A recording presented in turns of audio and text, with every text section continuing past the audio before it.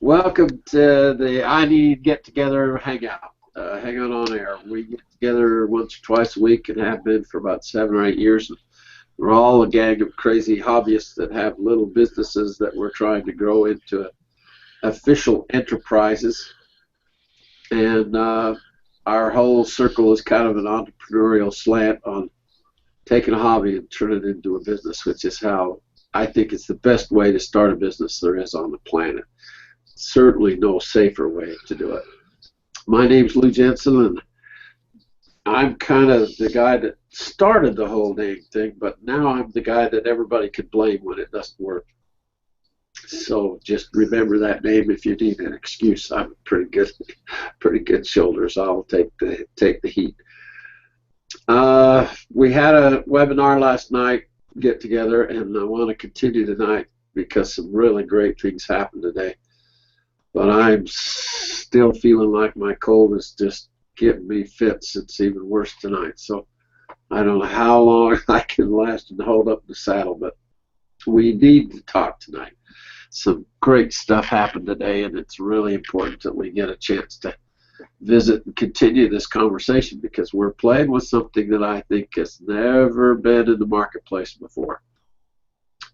And we're really pioneering the efforts of how to utilize all the stuff that's being made available for business, to do business in the marketplace. It's a little intimidating to see the numbers on Facebook and see the numbers on Instagram and see the numbers on Google+. Hundreds of millions of people playing with these tools, except nobody quite yet really knows quite how to use them. A lot of people playing with it, but I'm not so sure how much money people are actually making off of social media. And yet, I have always maintained, every time I've been in my own enterprise now for almost 40 years, and every time I'd try something new in the marketplace, I had to learn how to make it work. You have lots of experience over here, but every time you start something new, you got a whole new learning curve. And that's what's, I think, going on in our circle. We call it the Inspiration and Encouragement I&E Network. And these guys that are in the film strip with me tonight and that are on the show watching over on YouTube are pretty regular at coming and participating. And that always has felt to me like the ones who learn the most. It just, no matter how you read a book or someone gives you some advice and counsel, and till you start playing with it and actually play the cards of the game, it's pretty hard to learn how to make it work without that. So I am expecting the results to be a benefit mostly for those of us that are making the effort and trying to glean the reward out of all this. Jay is from Oklahoma, is on tonight. He said he had something he wanted to kind of mention as we were getting started tonight. So let's open the mic up for you, Jay, and hear what you got to bring up. Okay. Today is kind of an interesting day. I had to go up and kind of fight the Veterans Administration and stuff like that. But while I was there, I had to deliver a part for a motorcycle that I had finished up to a lady up there. Her son is a custom builder here in the state for bikes. Yeah. While I was there, she made a phone call, and next month they have a big bike show coming up here in the state. It's a 2-day event. All the bikes that will be there will either be custom built or restored. Classic bikes that have been restored. Okay. And I received a special request today to at least make an appearance so I can be introduced around to every bike builder there. Oh, bingo. Ah, boy, Jay. Damn. Oh, yeah, that does deserve that round of applause. That's just amazing. Isn't that fun? It is, it's something I'm looking forward to because I know who some of these bike builders are. Some of them, they just do certain parts, but they do parts for some of the biggest bike builders in the nation. So it's going to be interesting. It's going to be a fun weekend. That is. That's going to be. Well, take a camera, get some footage, and and bring it, put it up for us so we can kind of watch the progress. That'll be neat. That'll be great. If you've been a part of what we try to do with these webinars is take on the marketing. Every artist I've ever met usually tells me that they're quite poor at their marketing. They even know it. They'll say it just that way. I'm a pretty good artist, but I'm really bad at marketing myself. And it always sounds like an excuse to me. It's like, well, I can do art, but I can't do business. And we spent last night talking about the odds are that anyone could learn to do calligraphy if they decide to do it and go after it with some effort and some practice and hopefully a little training to help them excel a little quicker. Anyone could learn to do calligraphy. But the same is true for business. I've preached the number for a long time that only 3 people out of every 100 people have an ongoing enterprise. People that get a business started and can keep it in the air, only 3 out of 100, which is a pretty narrow number. And when you look at it from that range, you kind of got to admit that, okay, it's not an easy thing to get a business going, and then it's even harder, I think, to keep it going and sustain it for any length of time. And so it's a lot like flying a plane. If you're going to get in an airplane and risk your life going from here to Vegas with somebody in an airplane, you sure as hell don't want to be with someone that's only been behind that wheel for an hour or two. It just is, if you could discover that, and you know how long this person's actually been flying and practicing and have some degree of experience, then you can be a little reassured that they probably know more or less what they're doing. The odds are that they can actually pull it off. But when you enter into business, you can ask anybody on the planet about starting an enterprise. And one of the things I think is a tremendous disadvantage in this era is everyone has an opinion about everything. You can ask anyone about a business and they'll tell you. And from their lack of experience, they have an opinion. And I go, man, if you bet on that or you let that influence you to any degree, it's like getting in an airplane and risking your neck with somebody that's not even had an hour behind the wheel. It just doesn't make any sense, except that's how so many people actually approach it. It gripes me to death to get into an upper level, advanced collegiate level business training courses, because 99% of the teachers who are teaching the courses in those universities have never done it. Never. They don't have not 1 week's worth of practical experience of their own money at risk. And that's business. It's not the same when you're risking somebody else's money. And so I try and constantly have you start out just with that fact of saying, okay, what I got to find is people who actually have done what I'm then now trying to do. And then stick to that counsel. Don't let anything else influence you, because it's likely to be really poor counsel. In our program, I built a 7-step program from amateur to master quite a long time ago, just as a template, just as a guide to help you somewhat see, am I making some progress here? Where am I in this position of getting up to a level where I can say, yeah, I've kind of more or less mastered my subject. And in our circle, it's both the marketing and the making. You got to make it, do a good job of making it, and do a good job of marketing it. When you can put that whole equation kind of together, give yourself a little bit of a map, a little bit of a target, then all of a sudden you start seeing the kinds of things that will help. And we talked about advanced training, additional knowledge, additional things to look at. What are the kinds of tools that I need next now to help my business and my career, my name and reputation grow? And I if you've been with me very long, you'll learn that there's three words in the world of things that people need, which are market-driven stuff, all the yellow pages. The three words in that world that you can never forget are location, location, location. Every business person worth their salt will tell you those three words instantly, because they know how touchy a business of needs is to location.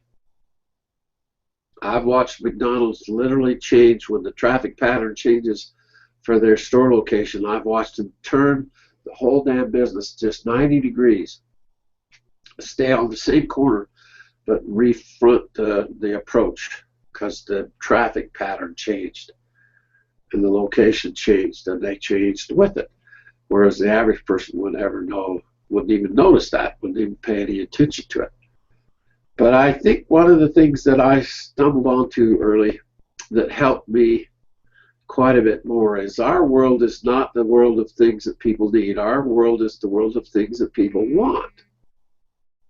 And wants and needs are not marketed the same. A want is not market driven. It doesn't. Nobody has to have what we are trying to trade and sell in the marketplace. And if you get that perspective wrong, can you imagine how hard being in business is for you if you don't ever really understand the difference between wants and needs? And so as we pioneer that kind of effort and look into what it takes to make it work, my three words that I kind of zeroed in on, instead of location, location, location, are exposure, exposure, exposure.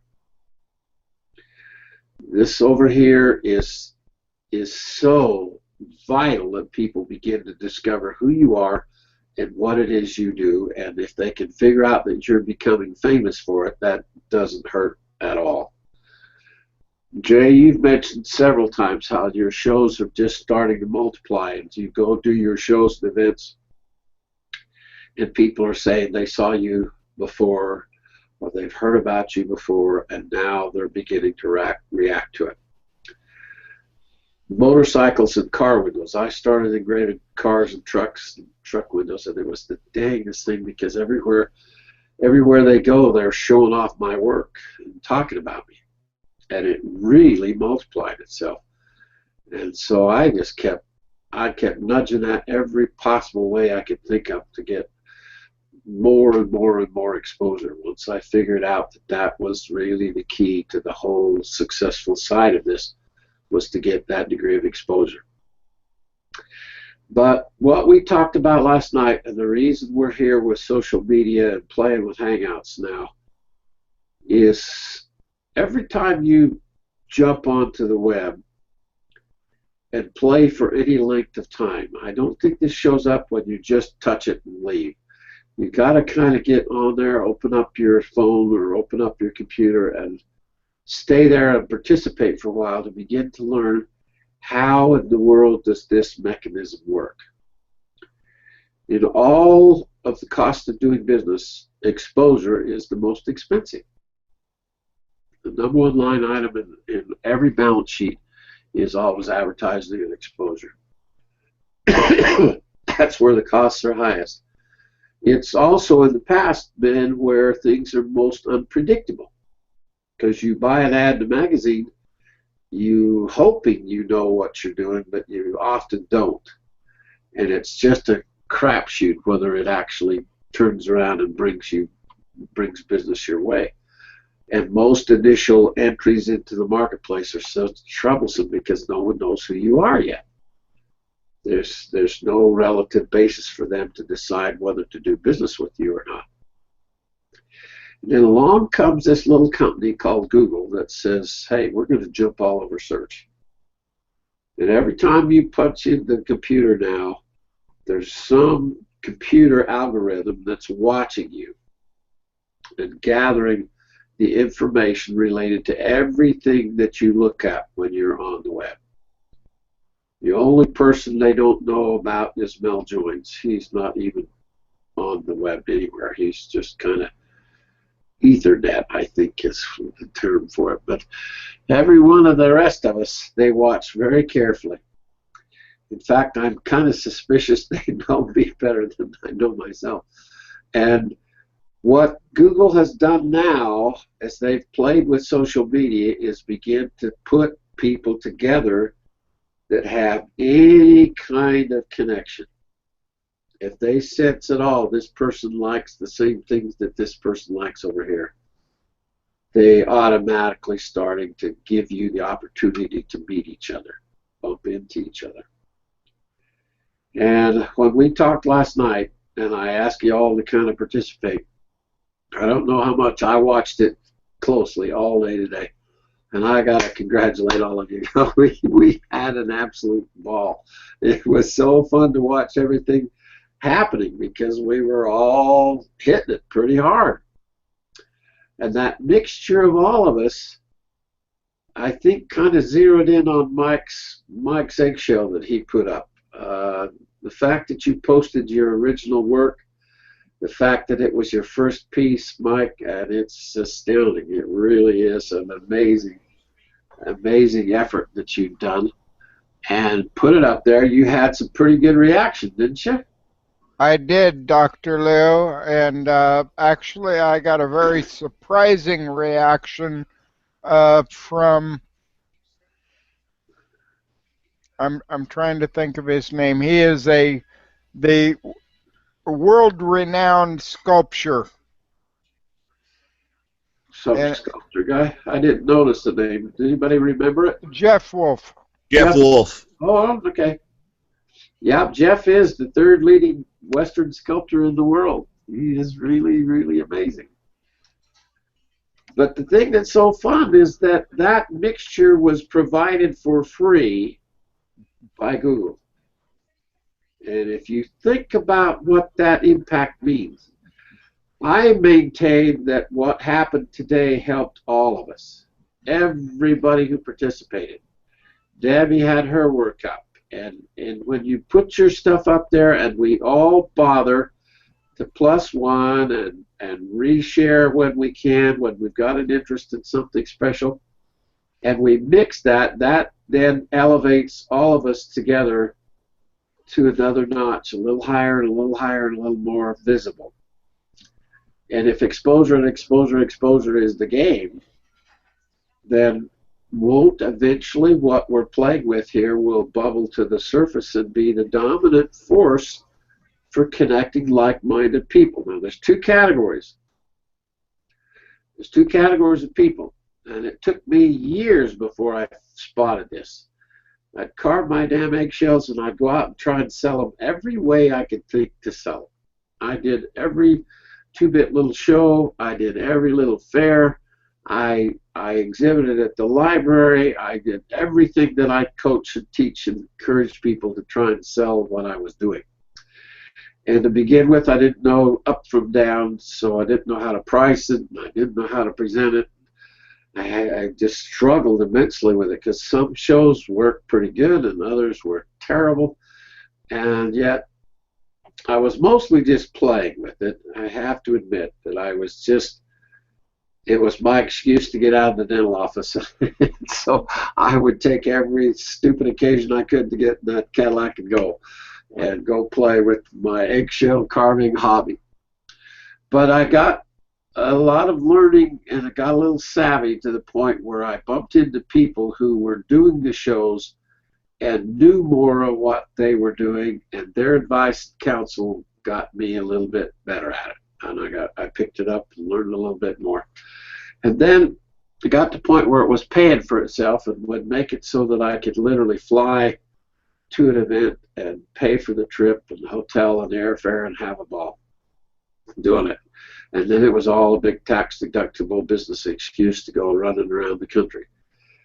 Then I was doing a show in Los Angeles. I was at the Santa Ana Mall and right next to Disneyland doing a big art show, and it was a charity fundraiser for a hospital benefit.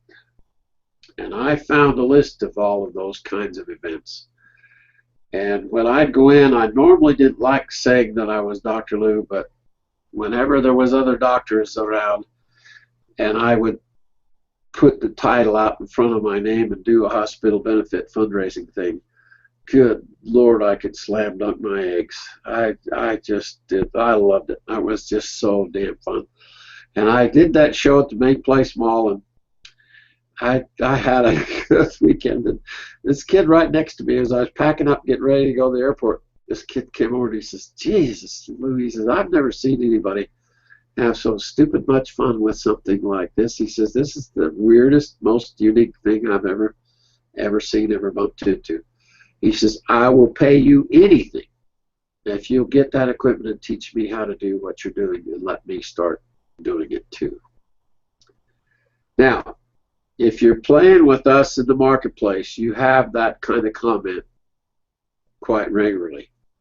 It will show up where people will ask you how you learned or what kind of equipment you use. You can kind of feel it. You can kind of tell when someone's fishing. And every time they do that, I would ignore them because I didn't want a competitor. There's no way in hell I wanted somebody out there competing with me, because I'd finally figured this out and I'd put 2 or 3 years into it, and I didn't want to. So I told him no. I said, no, I don't do that. But as I was finished packing up, getting on the plane and heading back home, somewhere over Las Vegas on the way home, I began to realize that what we're really playing with here is how would that hurt me if I taught somebody and helped them get involved. It couldn't possibly hurt me now. I was far enough into it, I figured that would be more than okay. So the idea of a kit and the words out of his mouth just stuck with me, because he says, I'll pay you anything. He says, I've seen the proofs in the pudding. I'll pay you anything for that kit and that training. Well, I didn't know what that meant. I didn't know how he was even considering that. So I literally, that's when the idea of doing a package, trying to get the equipment together in some kind of a kit, try and put some training into it. I didn't know it would end up being video.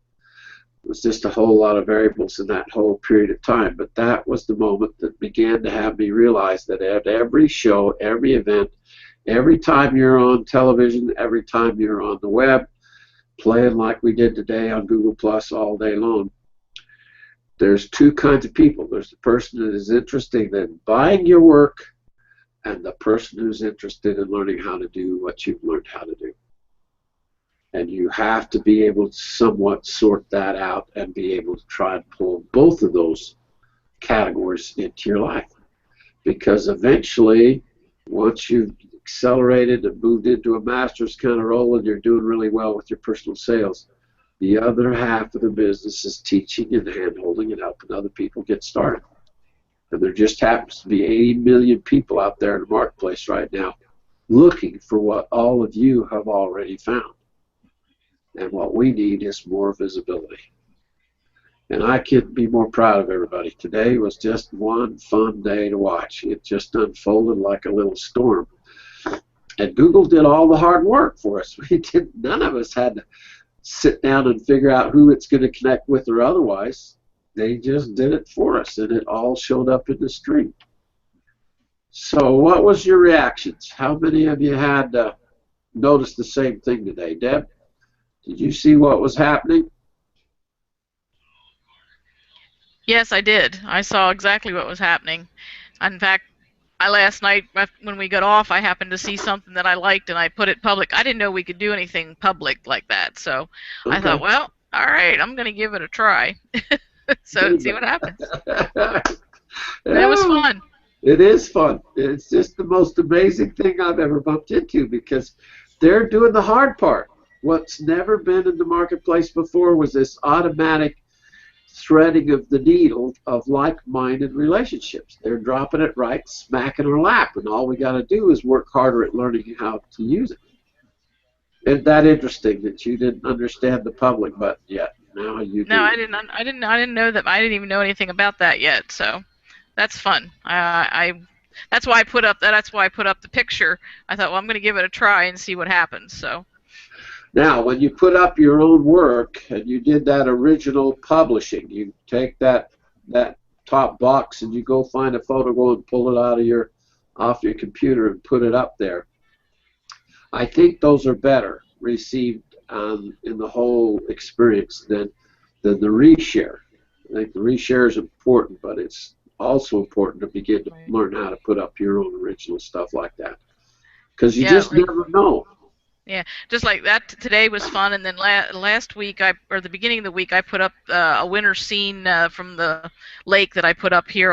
I put one picture on Google. I put 3 pictures on Facebook, and I have over 1,100. It touched 1,100 people. Wow. Let's put it that way. Wow. See, and I don't know. No one can give you a good answer of how effective really is that, because there's some pretty amazing numbers out there by what's the potential of what's going on especially Google Plus.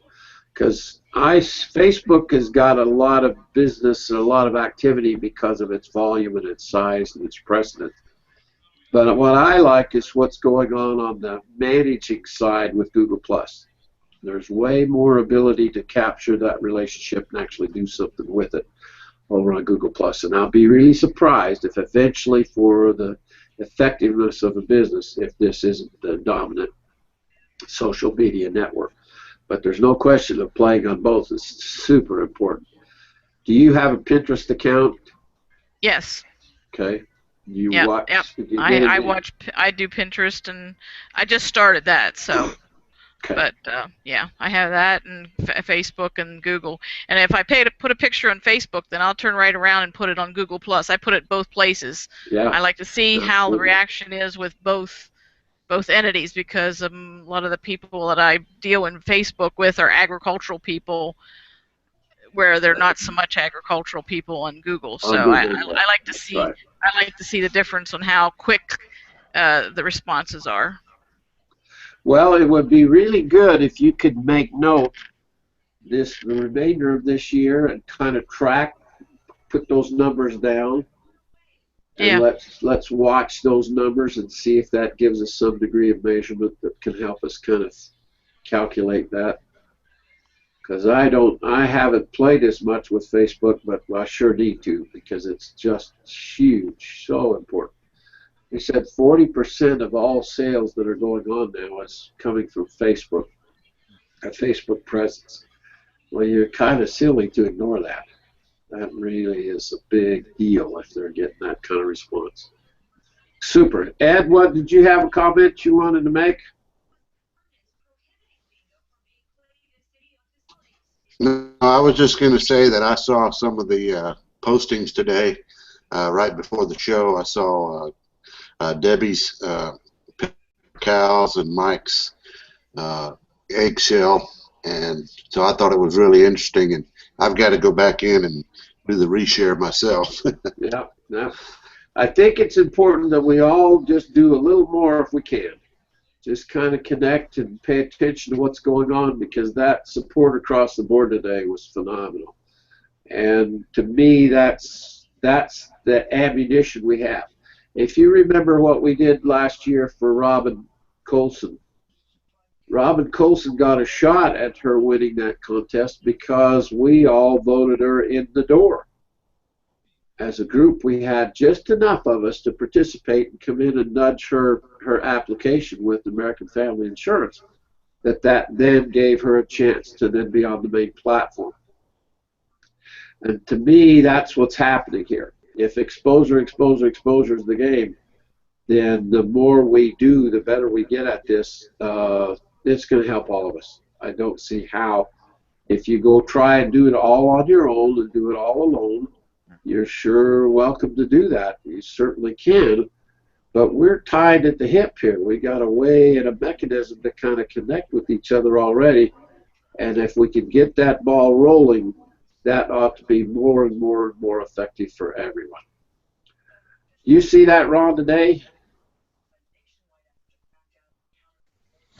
Was that for me, Lou? Yeah. I saw what went on, and I tried to keep adding to it, to put stuff out there. Yes, you did. Even though there's some days where I'll post quite a bit and other days where I don't. It just depends how my mind clicks and what strikes a chord with me, and sometimes I'll see a run of stuff and I'll just keep shoving it out there. A couple of things I wanted to mention with Pinterest. Now there's something going on with what they call a hashtag strategy, where you put hashtags in a word, which gets people to come back to you if they're looking for that and search by hashtags. But that's not the case with Pinterest. There's a whole different strategy using Pinterest than there is with Instagram and Facebook and Google+. And it's quite a bit different, the way that people are using the different formats. So you really got to do some studying and figure it out. You got to learn both ways. I mean, you can't just show up once in a while and expect to know what's going on. Most of you should know the name Dennis LaBelle by now. Dennis LaBelle is really, really strong on Google+, and he is kind of the guy that helps introduce people to Google+. If you're new, then you're usually going to end up with Dennis LaBelle fairly quickly. And then you have the choice to use his advice or not. And he's the first one that just literally sent me a private message that says, "Hey, Doc, you need to be doing this stuff public." So what Debbie learned today, doing a public broadcast instead of a private circle, Dennis is the one that right off the bat, I mean, this is 3 years ago when he first started talking about that. So what I try and do is pass that on too. Whenever I see somebody, I don't care whether they're part of our circle or not, if I see them posting and they're posting private, then I usually could say, let them know that they need to be hitting that public button and open that public door as well, so that everything you do has a chance of being exposed to the entire 550 million potential people interested in what you're talking about. So there's people that are already specialized in their service and what they're trying to help us learn. But like learning how to fly, God, you just don't want to just take an amateur's opinion of what's going on, because all it's going to do is muddy the water and make it even harder for you to sort things out. But it was really, really fun. What did you see today, Mel? Was it a definite increase, wasn't it?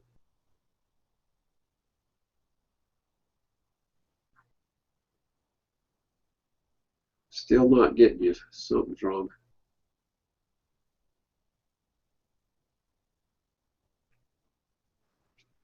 Who knows, huh? Who knows? I can see his lips moving, but there's no sound.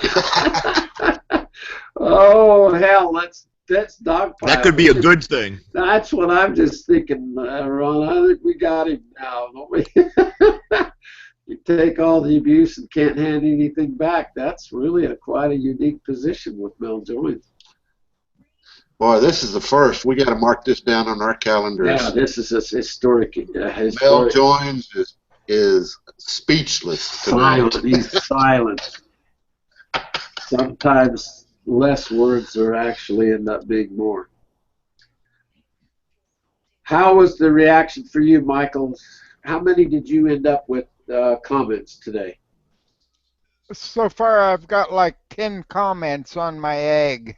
Okay. And they're all great. I appreciate them all. What I'd like to tell people, though, is if they're going to try something new, do their homework, contact people, as I did, that have done what they're going to do, and, you know, buy videos, whatever. Actually, I'd heard Tamara Littlefield said that Craig and Robin had a video coming out. I would suggest everybody buy that. Tam's on now. You got some comment more how that's coming, Tamara? Yeah, can you hear me? You bet. You're live. Okay. Yeah, Craig's going to be getting the StudyCast done this weekend, and we're going to get together this weekend. But I came on to, by the way, Lou, you sound terrible. I do, don't I? I'm sorry. I was bad last night, but I think I'm going to die tonight. I really get worse, so I don't know how much Well, longer I can stay on. But we had such a do you fun know? day today. I just had to congratulate everybody for participating. It was a That's neat. definite I notch up. I've just, you better go get on some antibiotic. I just took my last antibiotic and I'm doing great. Last week I could hardly talk and was coughing like crazy, so I'm doing really good. So you just get well. I'll What I survive. did is I came on to, I've got some really great news. That's what we do I here. got an, I know, I'm just excited about it, so I came on and had to tell you. I got an email from Cindy Morgan. Bruce Morgan is a carver that is, I think I can't remember whether it's Idaho or Wyoming. Anyway, well, okay, let me preempt a little bit. He makes these little chuck wagons, and he does them like Darwin does. They're just these beautiful little carvings, and it's got all the bells and whistles on it, and I mean, they're just exactly like the original chuck wagon. He has been accepted into the C.M. Russell show. Oh, hell, has he really? Yes, we have a carver that is in the C.M. Russell show. I'm so excited I couldn't the big stand head. it. That's Yeah. awesome. I know, and I just had to come and tell you. It is just, I'm so thrilled I can't hardly stand it. So she didn't know how to send the pictures to me, so I went on the CM Russell website, and I had to dig for quite a while, but it's in their catalog of the upcoming show, and he is Her computer. adorable. He doesn't do the habitat like Darwin does, where he's got the wood that's carved like in the sand. Yeah, and this stuff. And it's just this chuck wagon sitting on a plaque. But to get into the CN Russell show is really a great deal. That's a big deal. That is a really big And we deal.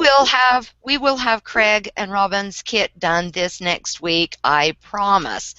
Or I'm going to go after Craig and kick him in the little tush. I think that'll work really, really well. Yeah. Well. And Mike, your egg blew me away. I could not believe that was your first egg, and to cut that much out and not break it. That's amazing. I wouldn't have tried to do that. Not at all. Thank you for your comment, Tammy. It means a lot to me. It meant a lot to me to see it. One thing you can always count on with Mike, if limits can be pushed, he's likely to be the one to push them. That's really good. Looks like she froze up again for a second. Mel, you got your mic going yet? He's pushing everything around, so maybe he'll get live here before long. It shows that you're open. Something's not working. I mute my headset with the little button that's on my headset instead of the mute on the computer. I mute it with my headset. Is that what's the deal? No, all we have to tell him is all of us all at once bet him that he can't figure it out, and then he'll tear the countryside up figuring it out. He's just supposed to be quiet tonight. We got him at a disadvantage. So no. Keep him right there. Well, I think his picture's frozen, Doc. It doesn't look like there's any movement from him. No, he's live. See, he's moving okay. Yeah, he's live. We just can't get that. Yeah. There you go. So the idea that I wanted to kind of reinforce is that every one of us to do better with both the technical side and the marketing side is make a balanced effort at both. Don't just concentrate on the carving and engraving, the art, whatever you're working on that side. But make sure we get as much effort over here with this exposure thing. Every tool you can take advantage of. Can you imagine? What's this guy's name, Tam? His name is Bruce Morgan. Bruce Morgan. Okay. Well, we Yeah, got to start. terrific guy and a wonderful carver. We got to figure out I how just to. can't tell you how thrilled I am. But imagine the exposure this is going to mean for him now. Okay. Because from now on, he gets to say, I show at the CM Russell show. Now that show has a tremendous hammer in the Western art market. It's just one of the best. So when you get that kind of exposure and you can say that's now a feather in your war bonnet, oh, that's good stuff. That's absolutely really, really good stuff. And I'm pleased that Jeff Wolf jumped in on Mike's today and helped put up his comment as well. And as we do more of this, guys, what Google does for you is thread the whole thing together. I mean, all of us here have carried this crazy banner of this I&E network thing that's the support underneath the Profitable Hobbies idea for a long time. And honestly, for a long time, it's been a lot to some people, but not to the majority of people. And it's always been hard for me to keep going because I just wasn't sure if it was really all that valuable or not. But when I went over and checked that the wood carving video that I did a couple of years ago that Russ has put up, and it's coming up on 1 million views now, guys. 1 million people have watched me cut that 2-bit little coin that I did for so many years as a demo. And I refuse to believe that that doesn't make a dent somehow. That people who are like-minded and interested, why in the hell would they open up a YouTube video about wood carving if they weren't thinking about wood carving? And when Lou, you start I get so many calls on that video. It's amazing. Yeah, I'm just convinced that could we have something like that up for every master in our program? And then if we're all nudging each other's careers along and participating, it's a little challenging at first because you don't quite know what you're doing or what's kosher or what isn't kosher. But the more you do it, the more you'll figure out what to do. And the more we'll help each other begin to learn. I don't know how many, it never dawned on me, Debbie, that you didn't know about the public button and that you could launch your stuff. And I hadn't noticed that. I hadn't noticed in anything you posted. And so I don't know how many of you know what we're even talking about. Do you all know? If you don't know what we were talking with Debbie and I were talking about, the public position, when you post something up, raise your hand if you're not aware of that public button. Okay, Ed doesn't know what we're talking about. The rest of you do. Whenever you launch, we need to do a show on just that, to show everybody what we're talking about, because if you don't know enough to launch it public, you just missed 90% of the possibility of the exposure. And it's not too difficult, it's just you have to know to do it. And then all the other subtle things that are going on. I mean, I can get David Amerlin's reaction now, I can get Dennis LaBelle's reaction now. All the major players, I'm pretty sure, know or have seen Success Mountain and or the I&E Network. Our logo, our brand, and visibility is just getting better and better all the time. And I'm bound and damn determined to put it on the map as Google Plus grows. And as we start seeing, there's going to be a gradual evolution on into the merger of all the social medias. There really is a blending going on. The companies are trying like hell to maintain their own dominance and their own cash flow, but it's overlapping so aggressively. I don't think anybody can ignore the future. And as they all figure out how to blend it tighter and tighter and chisel into each other's domains, you're going to see it come together for the benefit of the customers, the benefit of the public. And I want us to be the most familiar gang out there playing with this model, because it's like seeing the very first mall. Do you ever remember the first mall you ever saw in your life? When it went from little tiny retail stores on Main Street to a mall. I don't see how anybody could not walk in a mall and not know, my God, this is the way it's going to go. And it did, until the internet showed up. And now when you see a company like the company here in Utah that's on the web or on television all the time, Overstock.com is just a gigantic company now. They've made all their money because people go look at the jeans in the store and then go find the same jeans on Overstock.com for half the price and buy them off the web. And it's just killing all the mall retail sales. They can't compete with that. And I sit and look at what Amazon's doing. Amazon is so strong. They're so good at what they're doing with retailing. And all these tools now, we've got to become familiar with them and kind of teach each other. So when you spot something unique in your week while you're playing on the web, please bring it to this night show. This is the time to talk about it. This is the time to share your individual experience, because that's what we're going to really, that's how we're going to grow, and that's how we're going to do better. So I think I've just about reached the end of my rope tonight, gang. Lou, can I mention? Please, Rob. With Dennis LaBelle. For those who haven't, type in his name, do a search on Google+.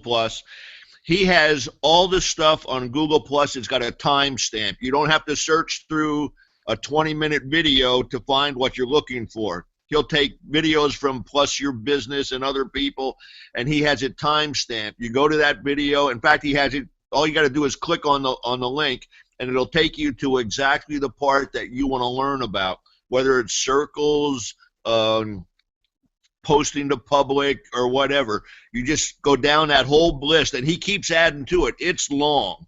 I don't know how this guy finds the time to do it, but he goes through all this stuff, and he puts it up, and you just click on the link, and it'll take you right to a 2-minute clip on showing you how to do something. So it's really valuable. I question where he gets the time every time I see how much he puts out. So before tonight, you click off the web tonight, put in your search button on Google+, Dennis LaBelle, L-E-B-E-L-L-E. And go get Dennis LaBelle and put follow. Mark him as follow. Don't put him in a circle. Make it a follow. And then every time Dennis LaBelle shows up on Google+ for the day, it'll show up in your stream. And that'll give you a chance to remind you to start picking off these individual little areas of expertise, because he's done all the hard work. It's amazing what he has done and how effective it is in helping all of us. And when you start seeing the kind of numbers that some of these leaders on Google Plus are doing, you got to know that that's just plowing the ground for all the rest of us. We're going to get better and better and better at what we do. And our whole area, like we were talking before the show launched tonight, we're all about visual contacts and customers. People who are interested in learning how to do what we're doing, and also the people that want to buy our work are highly visual, right-brain people. And that's what the whole internet really is all about. There's not one post by anybody with any significance on the web that doesn't realize if you post just some words without a picture, you're making a huge mistake, because it's like 70% more effective if a picture and the words match. And then I want to caution all of you to be really careful what you put up. Oh, think about it a little. I see still so many that just take a picture of something and post it. It's like I got to get something up today. Well, Google reads what you post. And if you post pictures of cactuses out in the Arizona desert, Google reads that's a cactus post and they don't thread anything together that's worthwhile to your name and reputation. And I think that's a mistake. I think what you want to do is, yes, you can do something casual on occasion if you want, but shouldn't most of what you put up there be who you are and what you eventually want to become? Otherwise, the algorithms are going to misread you, and you're kind of spinning your wheels. So we really do have to pay attention to what we're doing and mix as much as we possibly can. And before I bow out tonight, thanks a million. Today was just funner than hell for me. I watched it all day long unfold, and just could not have been better. So we just keep doing what we're doing, and that should make some progress. All righty, I'll catch up with all of you. Oh, go ahead, Jay. I just thought I'd give you one thing here real quick that I figure everybody will get a real good laugh out of. You're always talking about how, little different threads show up that, kind of let you know how people like your work and how well you're doing. Yeah. Well, I just got a text from a friend of mine that I did. They're actually with the DAV, Disabled American Veterans. I did a car show for them last year.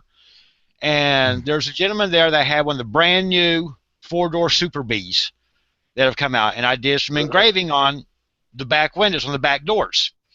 Well, he just sent her a text asking her if I was going to be at the car show this year, because apparently somebody broke in his car last night, took the door panel off of his back doors, and stole the window.